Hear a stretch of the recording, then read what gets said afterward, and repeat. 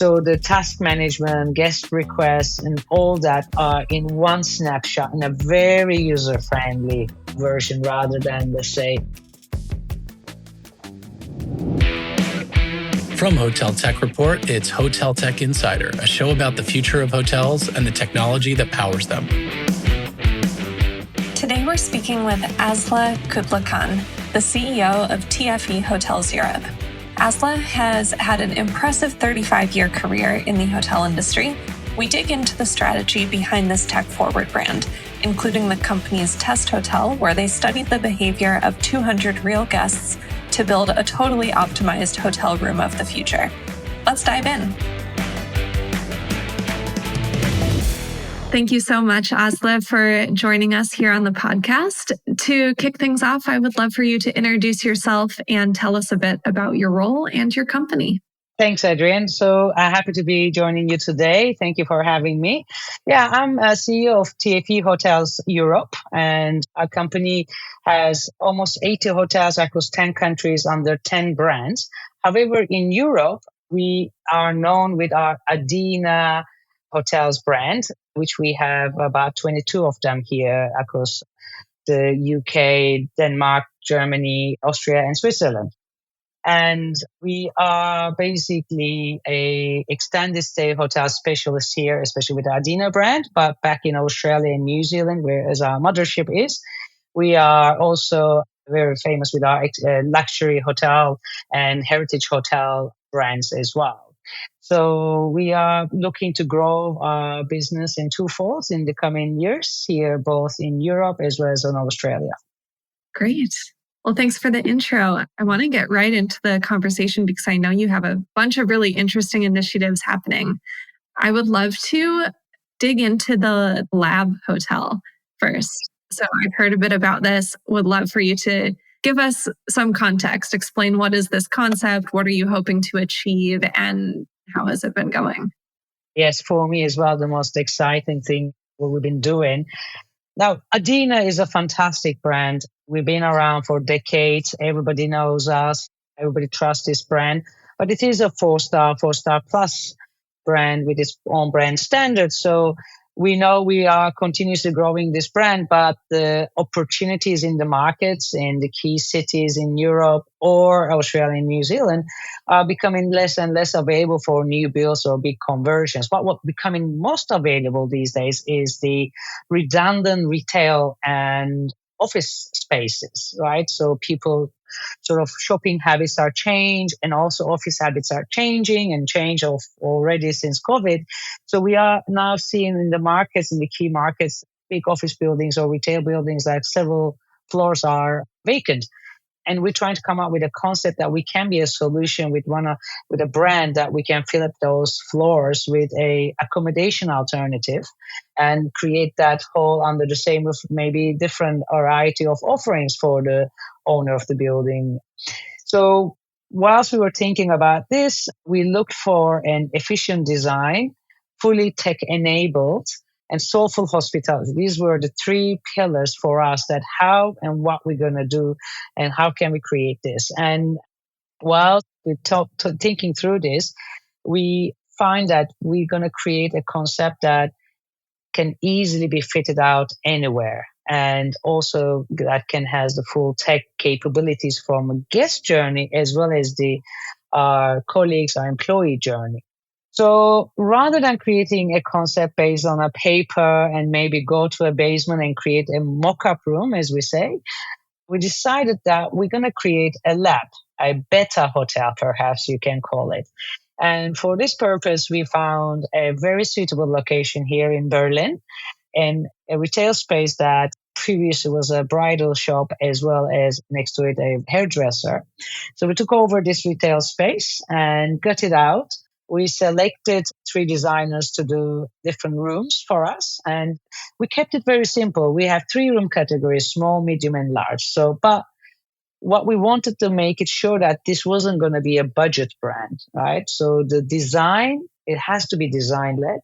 And also the other important point for us was that every material, or as much as the materials we use, are sustainable, because what we are trying to achieve is to give a second lease of life to the spaces that are redundant, which is not good for the economy and not good for the environment. So for that, we really needed a creative approach. So we got our designers and we start converting this retail space to a mini hotel. And while we were doing this, of course, our second biggest objective was that over the last 8, 10 years, we had wonderful prop tech guys coming into our industry with their fantastic concepts, following the Airbnb concept and building these really interesting brands that are technology led. And we wanted to be the first hospitality hotelier coming into the game, bringing the full tech stack and how can we create still a full soulful hospitality with tech enabled. So we start working with different partners and we decided to go into a journey with Like Magic as our middleware. These guys have created a solution that is superbly adaptable. It has open API and can interface anything and everything and super user friendly. So we start building while we're building the concept as a lab hotel, the full tech stack as well. And eventually we decided to brand this concept Moment, like, moment in your life. And by the time we were coming to sort of finishing the construction and the tech stack and implementation and everything, we decided that we're going to go out on our social media and recruit test guests. So we opened applications. We had about 900 people from all around the world apply to be our test guests. And we basically chose them based on their sort of demographics and their travel habits and etc. So we picked 200 of our test guests whom arrived around end of March last year, 2024. And sort of we had them with us sort of April and May. And they had some tasks during the day for about 30 minutes. We asked different questions at different times. And we asked questions about the tech. We asked questions about such as take a picture and send and post onto our platform. Where did you unpack your suitcase, or where did you unpack your toiletry bag? And what do you think about this? Thumbs up, thumbs down, heart, etc. So by the end of that 2 months trial, we had unbelievable amount of data that we crunched through.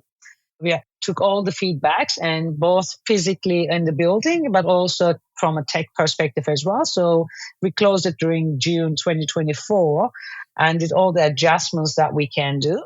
And from 1st of July, we reopened to public as our new brand and continued operating as our Better Hotel under the Moment brand. And we are only you can only book it via our direct website or via Airbnb. And the reason why we chose an Airbnb to be the only platform we are marketing or selling our rooms is because the Airbnb guests are most tech savvy customers. From the beginnings of the Airbnb, they're used to not to see someone, meet someone, and opening doors either by instructions or some keys and etc. So without having to talk to someone. And so far, we are now been open to public more than 1 year. We are constantly evaluating, constantly reading the reviews and talking to our guests. So much so that in February, we also shut down again for 2 weeks to just do some more adjustments based on the feedbacks. Because it's a better hotel, we can't do that. We just constantly want to receive the feedback on the tech, on the product, and test something different. Currently, we're testing some chatbots for the AI chatbots for the guest inquiries and etc. So it is our most exciting project so far is over the past year to create this brand, but more importantly, being able to actually build the lab and test that lab both with the test guests, but now with the live guests.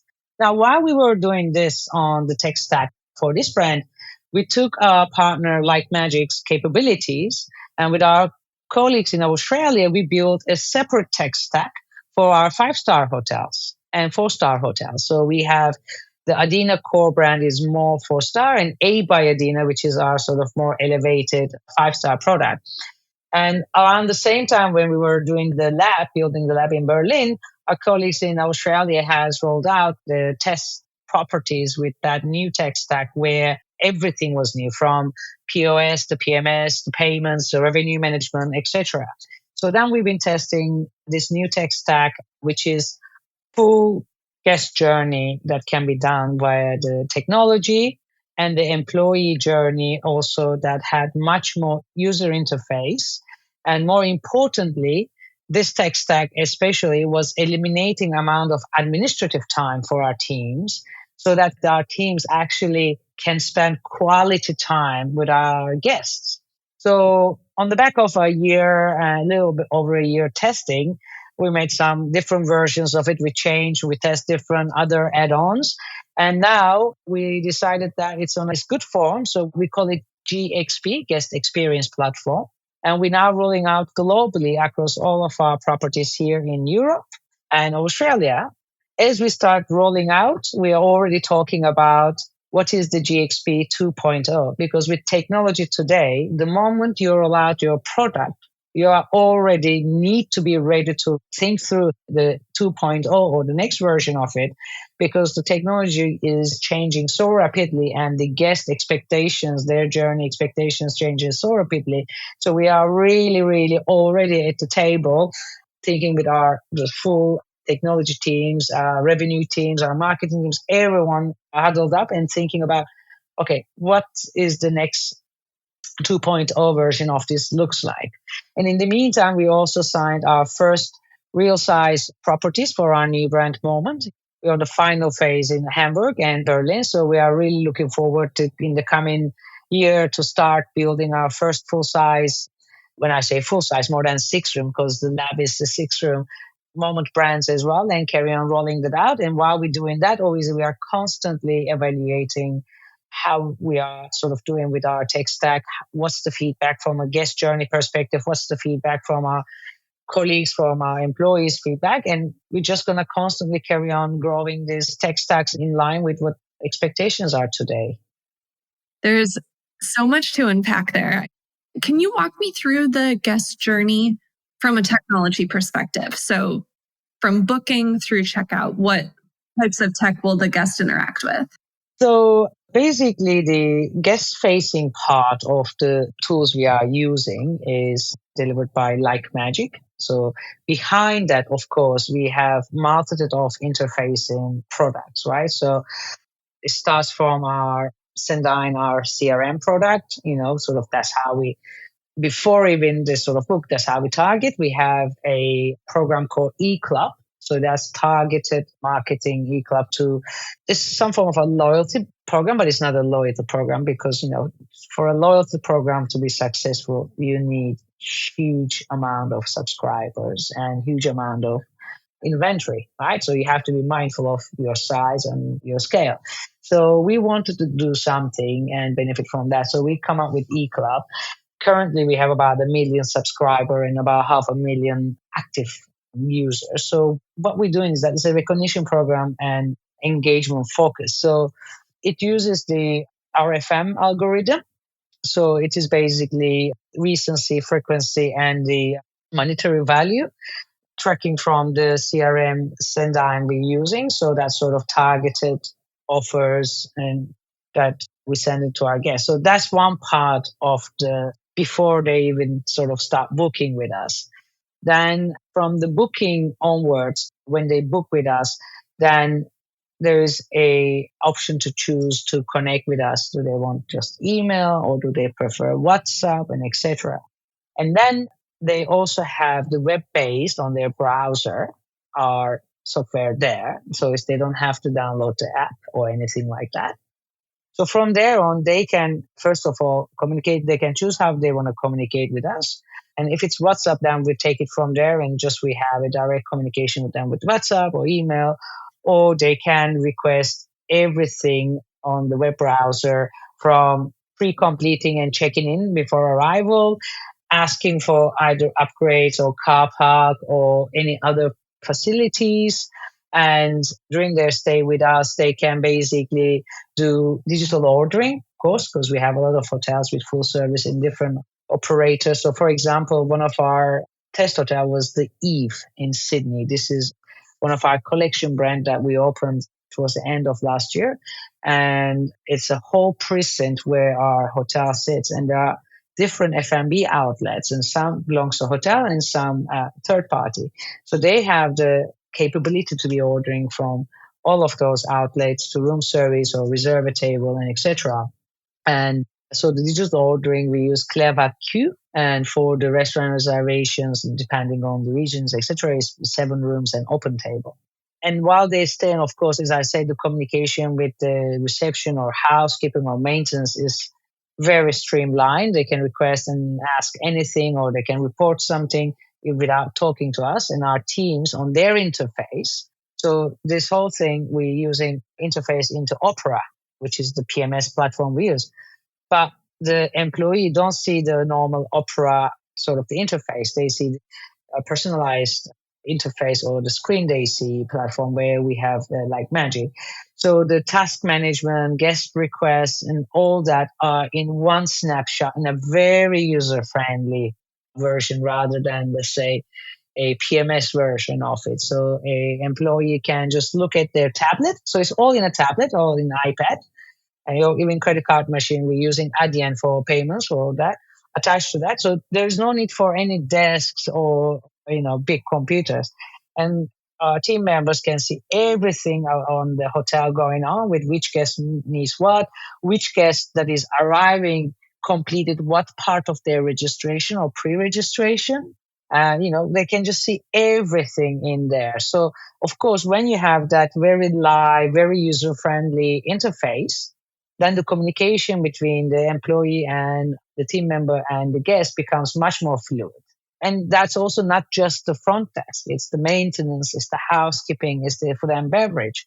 So all you needed is that bring that connectivity that you had, your PMS tools running separately, or F&B tools running separately, or maintenance separately. You bring in everyone together to see, of course, everybody has a different levels of visibility of different information, but everybody sees pretty much the same thing about the guest. Going back to your test hotel, after receiving feedback from the test guests and now the real guests, you made some modifications to the actual room. What were some of those changes? Yeah, so some of them was that sort of the cupboards, some of the cupboards where you need to use your phone to open and close. So we actually now released them all and opening. So that was part of the tech part. In some of the rooms, the shower maybe didn't work the way we assume it will work. So we just went and changed some of the flows in that room and etc. In some of the room, because we have a mood lighting, so you can choose the mood lighting. So we have very high tech lighting system. And also, obviously, because everything is fully integrated, so sort of if you go out and come back in, the lights come on as you come. Me and my other half, we were one of the first test guests, before the real test guest comes in. And I'm a morning person, so I was up about 5 and went out to get some coffee, my other half sleeping. And then everything is dark, so I quietly left the room, went out, and then when I come back in, of course, the room thought that I left, and I come back in forgetting that somebody's sleeping. So the whole room was illuminated. We didn't realize that originally, so we programmed, of course, the lighting and according to that, and the different sensors in the room that know when somebody's still in the room sleeping and etc. So quite a few of those things. And as I say, that other thing is that one of our team members now during the day, so just nobody feels lonely, etc. And a few of other things. There was temperature related stuff, but some more physical stuff that we wanted to change. But there wasn't massive amount, but all that little things that are coming through, because everybody's behavior is different. I don't think many couples that one of them actually get up that early and leaves the room to hunt for a coffee and come back. So yeah, we are constantly monitoring those, as I said, and we made those changes. Look, I think we will look to see if there was any others. So currently, we've been analyzing all the Airbnb feedbacks, because that's the beauty about Airbnb as well. Quite high percentage of Airbnb guests leaves real comments, which is super useful for us.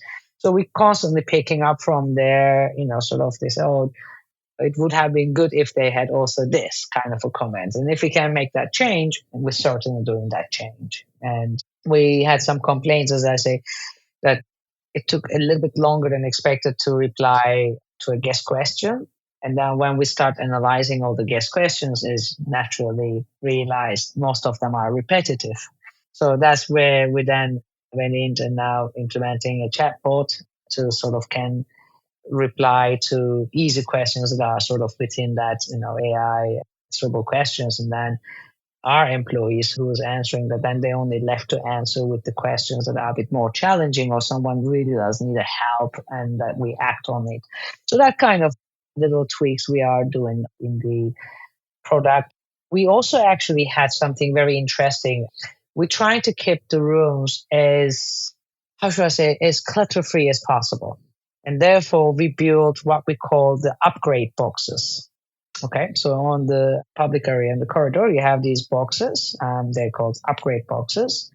And basically, you don't have a bathrobe in your room, or a hair dryer, or a hair curler, or a straightener, or a travel printer. So on your phone, it's like, okay, I like to have a bathrobe and slippers. It's not everybody's thing. And so they can then go to the upgrade because they can see on their phone what we have and what is available on the upgrade boxes.